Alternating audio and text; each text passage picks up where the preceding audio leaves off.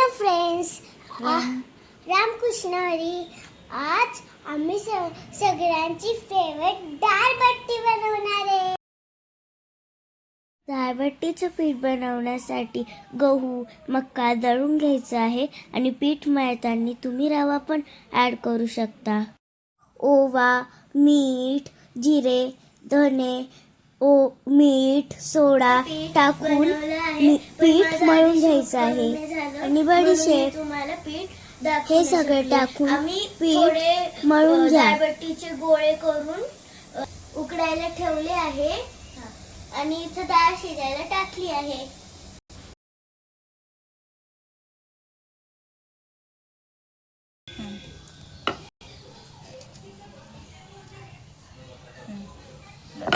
अशा प्रकारे पिठाचे सगळे असे छानपैकी गोळे बनवून घ्यायचे. हे बघा, अशा प्रकारे आमचे 3 गोळे बनून झाले आहे, ते पण पिठाचे. आम्ही असेच सेम गोळे बनवले होते, ते आता उकडायला टाकले आहे आणि उरलेल्या पिठाचे आम्ही हे गोळे बनवून घेत आहोत. इथे आम्ही इडलीच्या भांड्यात दाळबट्टीचे गोळे टाकून उकडत आहे.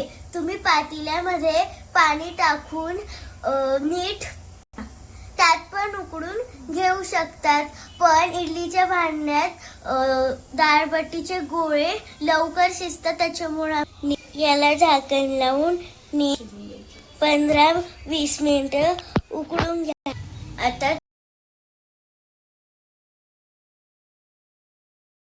आता डाळ धुवून घेतली आहे. याच्यानंतर डाळीला शिजायला ठेवणार आहे.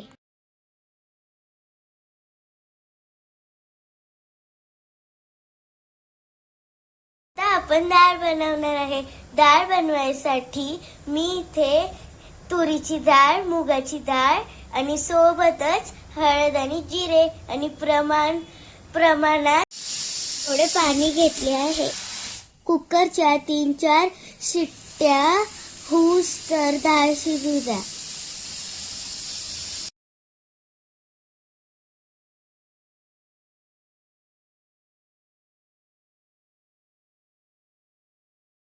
डाळीला फोडणी देण्यासाठी मिक्सरच्या भांड्यात मिरची, लसूण आणि थोडे जिरे दळून घ्या.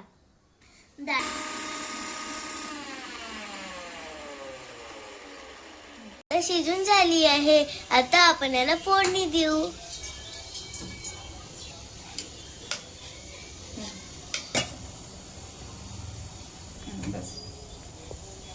आता आपण याच्यात मोहरी टाकली आहे. आता आपण याच्यात लसूण टाकला आहे, जो आपण दळून घेतला होता.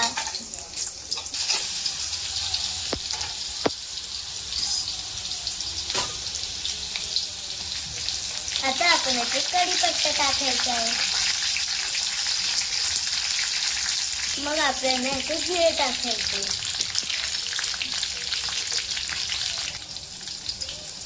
आता आपण याच्यात दळून घेतलेले लसूण, मिरची आणि जिरे टाकायचे आहे. टाकले आहे आणि आता हळद पण टाकली आहे. मग त्याला नीट सगळं मिक्स करून घ्या. मग तुम्हाला याच्यात जे मसाले टाकू वाटत असेल ते तुम्ही टाका. आम्ही इथे सांबार मसाला पण टाकला आहे. मग परत एकदा त्याला छानपैकी मिक्स करा. आता याच्यात कोथिंबीर टाकली आहे. आता याच्यात डाळ टाकून घ्यायची.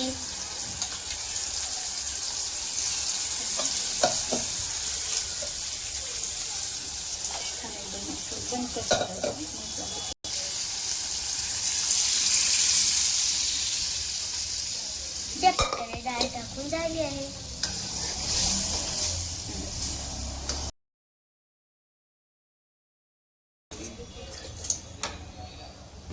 आता याच्यात थोडं मीठ टाकून घ्यायचं आहे.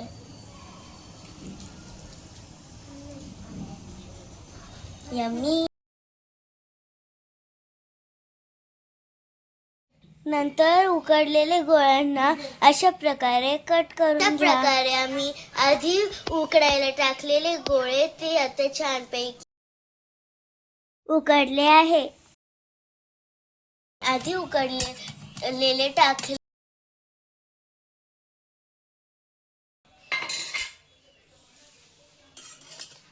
अशा प्रकारे आपण हे गोळे बनवलेले आहे. घरात सगळ्यांना दालबट्टी खूप आवडते. आपण अशा प्रकारे दाळबट्टी कट करून घ्या. तेलात दाळबट्टी लाल होईपर्यंत तळून घ्या.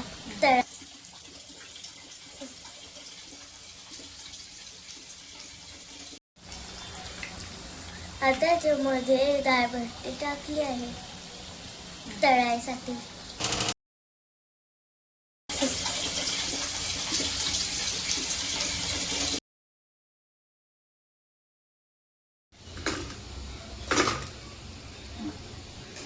आता आपली दाळबट्टी झाली आहे. याच्यात आपण दाळबट्टी, कांदा, चटणी आणि लोणचं घेतलं आहे आणि थोडं मीठ सुद्धा.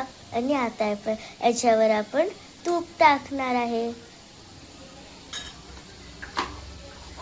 बघा, अशा प्रकारे आपली ही थाली तयार झाली आहे.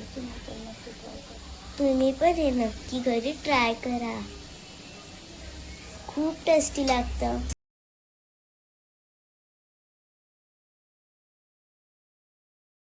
नैवेद्य दाखवणार आहे.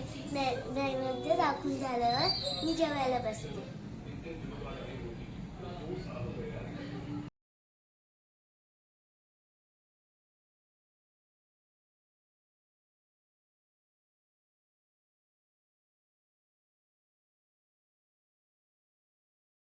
चला आता या जेवायला.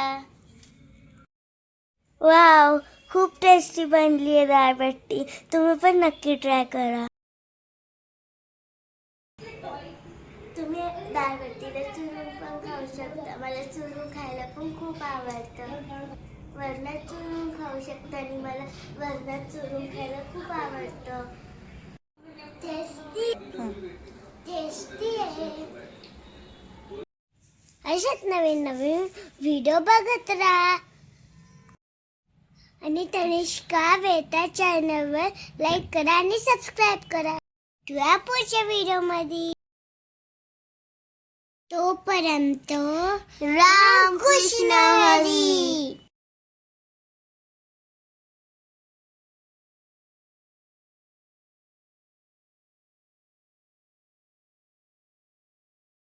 कशी वाटली दाळबट्टी?